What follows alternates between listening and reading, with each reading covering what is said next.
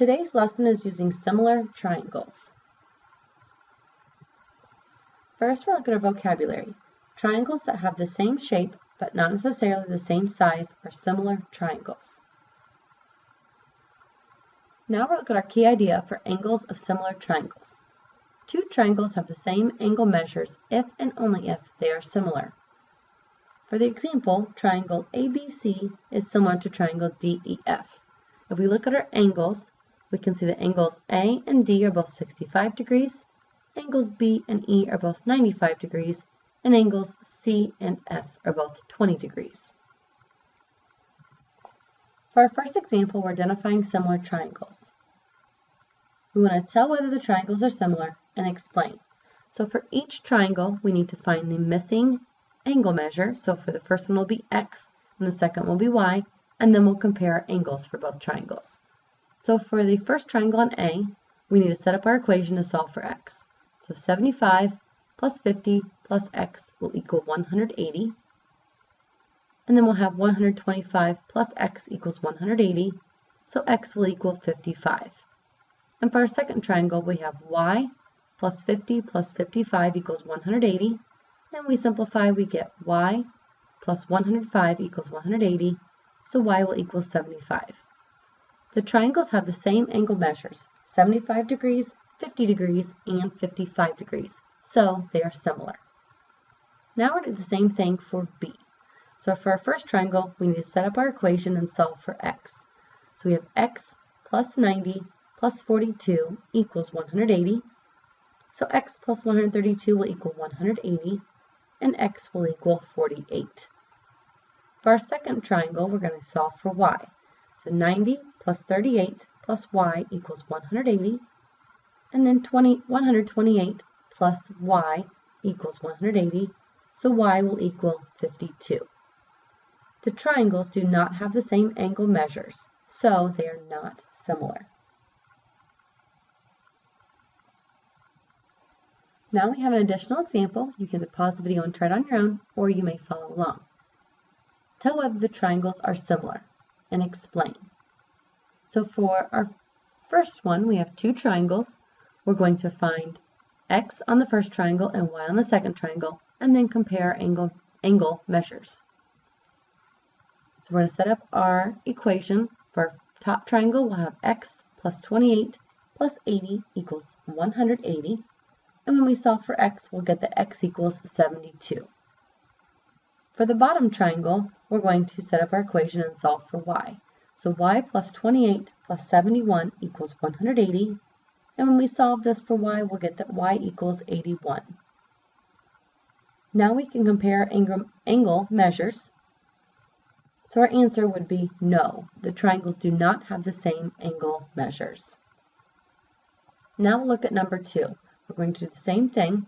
We're going to first set up our equation for the top triangle. So we're going to have X plus 66 plus 90 equals 180. And when we solve for X, we'll get that X equals 24. Now we'll set up our equation for our bottom triangle and solve for Y. So Y plus 24 plus 90 equals 180. And we'll get that Y equals 66. So these triangles are similar. The triangles have the same angle measures, 90 degrees, 66 degrees, and 24 degrees. Now we have more vocabulary. Indirect measurement uses similar figures to find a missing measure when it is difficult to find directly. For our second example, we're finding angle measures.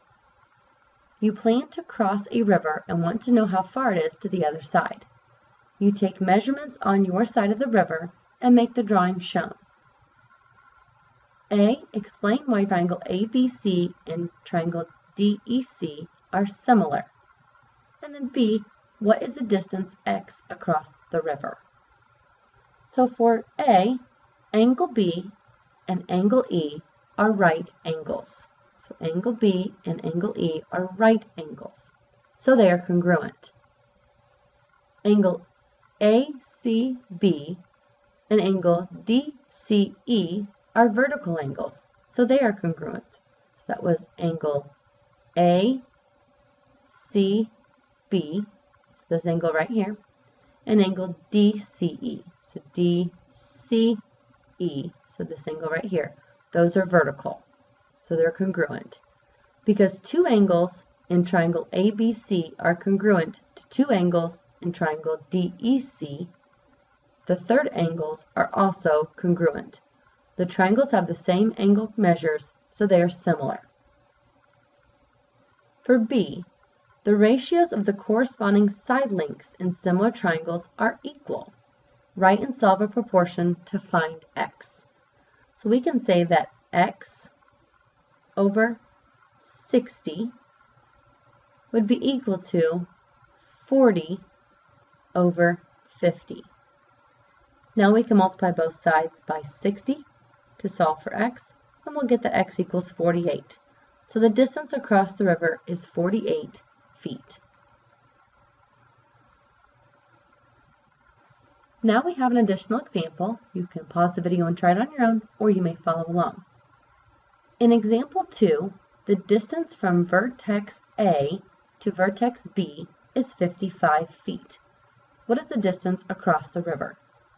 So we're using the same picture we did in the last example, except from A to B, we're now going to have 55 feet. So now we want to find what the distance is across the river. So first we'll set up our proportion. We will have x over 55, because we changed this now to 55, and that will be equal to 40 over 50. We can multiply both sides by 55, and when we multiply both sides by 55 and solve for x, we're going to get that x equals 44 feet. Don't forget to fill out your notes, and remember to watch the video again if needed.